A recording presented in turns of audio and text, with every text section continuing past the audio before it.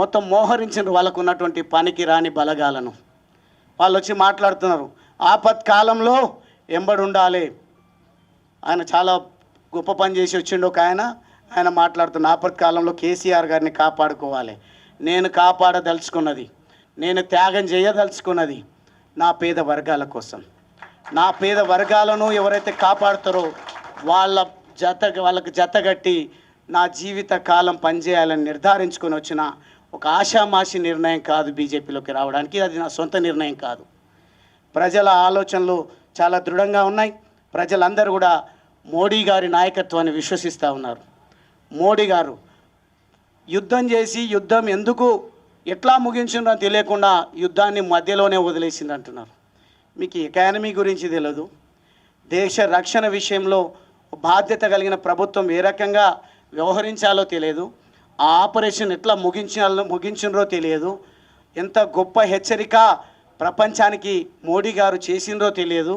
కానీ ఆపరేషన్ సింధూర్ విఫలమైందని విఫల మాటలు, విఫల ప్రయత్నాలు, మాకేమైనా ప్రజలు ఓట్లేస్తారనే పద్ధతిలోన డైరెక్ట్గా మోడీ గారిని ఎక్కుపెట్టి మాట్లాడుతున్నారు. మీ స్థాయి అది కాదు. వాస్తవంగా ఈరోజు నేను కొన్ని విమర్శలు నా పైన చేస్తే నేను కూడా చేయడం జరిగింది. చేసినప్పుడు బచ్చాగాడెవడో మాట్లాడుతున్నాడని, నాకంటే 6 నెలల్లో సంవత్సరమో వయసు పెద్ద కేటీఆర్ గారిది, నన్ను బచ్చాగాడు అంటున్నారు.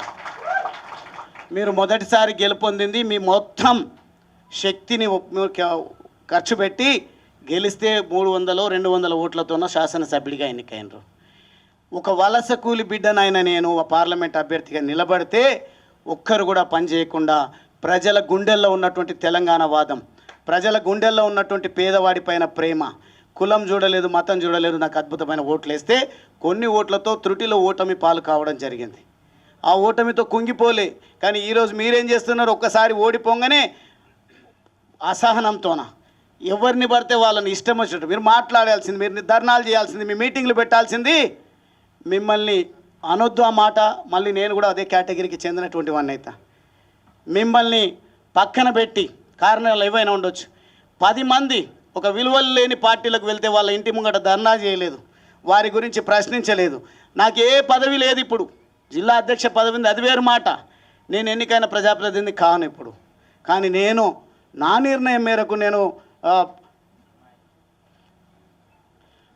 బీజేపీ పార్టీలో చేరుతా అంటే నన్ను రకరకాల ఇబ్బందులు, మీరు సోషల్ మీడియాలో వాళ్ళ గ్రూపులలో వాళ్ళు పెంచి పోషిస్తున్నటువంటి యూట్యూబ్ ఛానళ్ళల్లో ఎట్లా మాట్లాడిస్తున్నారు. నన్నే కాదు, ఈరోజు నా సతీమణి రావాల్సి ఉండే. మాకు దేశభక్తి, దైవభక్తి ఎక్కువ, సెంటిమెంట్స్ కూడా ఎక్కువ. నేను ఏ ప్రయత్నం చేసినా నా ప్రయత్నంలో విజయం సాధించాలి నా భర్త అని మా తల్లిదండ్రులు ఆశీర్వదించి పంపిస్తే నా సతీమణి తోడుగా వస్తుంది నా ఎంబడి. కానీ ఆమె పైన నోటికొచ్చినటువంటి పదజాలంతో ఇష్టారీతిలో మమ్మల్ని కుంగిపోయే విధంగా మీరు ఏదైతే మెసేజెస్ పోస్టులు పెడుతున్నారో దయచేసి ఆపండి. ఆపకపోతే చట్టపరంగా చట్టం తన పని తాను చేసుకు వెళ్ళే విధంగా మేము కోర్టులను సంప్రదిస్తాం, రకరకాల వేదికలను సంప్రదిస్తాం. వినకపోతే ఇక్కడ ఉన్నటువంటి దమ్మున్నటువంటి కార్యకర్తలు, నాయకులు, నా అక్కా చెల్లెల అండతో మీకు ఏ రకంగా బుద్ధి చెప్పాలో చెప్తామని ఈ సందర్భంగా తెలియజేస్తూ, నా చేరిక విషయం కానీ నా పార్టీ మార్పు విషయం కానీ దయచేసి పెద్దగా మాట్లాడాల్సిన అవసరం లేదు మీకు. ఎందుకంటే మీకు కావాల్సింది అధికారము, అదేవిధంగా కాంగ్రెస్ కావాల్సింది రెన్యువల్ జరగాలన్నా, మీరు తిరిగి ఎన్నికలకు రావాలన్నా పోటీపడి, భాషల్లో మీరు పోటీపడి, యాసల్లో పోటీపడి ప్రజలను మభ్యపెట్టడం కాదు. కేసీఆర్ గారు చెప్పిన మాట, గెలవాల్సింది మీరు, మీ నాన్న, లేకుంటే ఇంకొకరు కాదు. గెలవాల్సింది పెద్దలు కేసీఆర్ గారు చెప్పినట్టుగా ప్రజలు గెలవాలి. రాజకీయాల్లో పార్టీల గెలుపు ముఖ్యం కాదు. ఎవరైనా గెలవని, గెలిచిన వాళ్ళ బాధ్యత ప్రజలకు ఇచ్చినటువంటి హామీలను నెరవేర్చడం. విఫలమంటే 10 సంవత్సరాలు సేవలు అందించినటువంటి పార్టీగా మీ పైన వచ్చినటువంటి విమర్శలను మీరు ఏ రకంగా ఎదుర్కొంటారో ఎదుర్కోండి. కానీ మీ దగ్గర ఏదో ఆశించి పనిచేస్తున్నటువంటి నాయకులను, మీ పైన వస్తున్నటువంటి విమర్శలను ఖండించేదానికి వాడుకోకండి.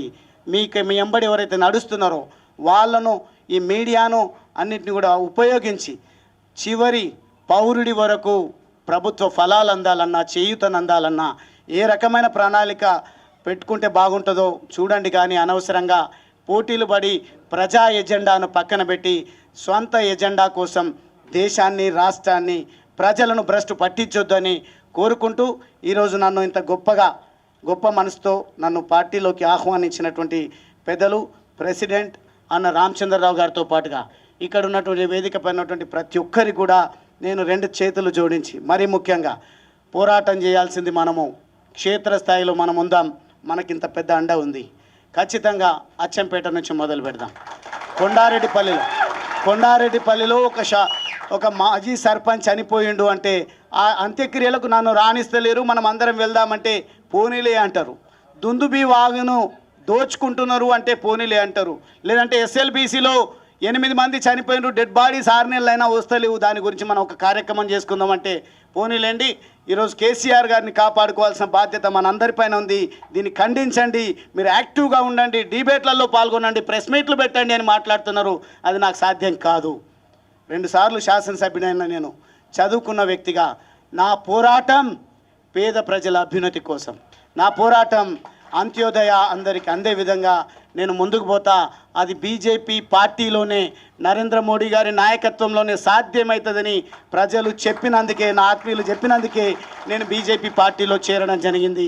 ఇదేదో ఆషామాషిగా ఒకరోజు అవకాశాలు రాకపోతే వచ్చింది. నాకు 4 సార్లు మంచి అవకాశం ఇచ్చిండ్రు, పర్వాలేదు, అది మీ మెహర్బానే అనుకుందాం. పోని నేను ఎంత ప్రయత్నం చేస్తే, నేను ఎంత ప్రజల్లో ఉంటే నాకు అవకాశం ఇచ్చిండ్రో నాకు తెలుసు, నా అచ్చంపేట ప్రజలకు తెలుసు, నా ఉమ్మడి.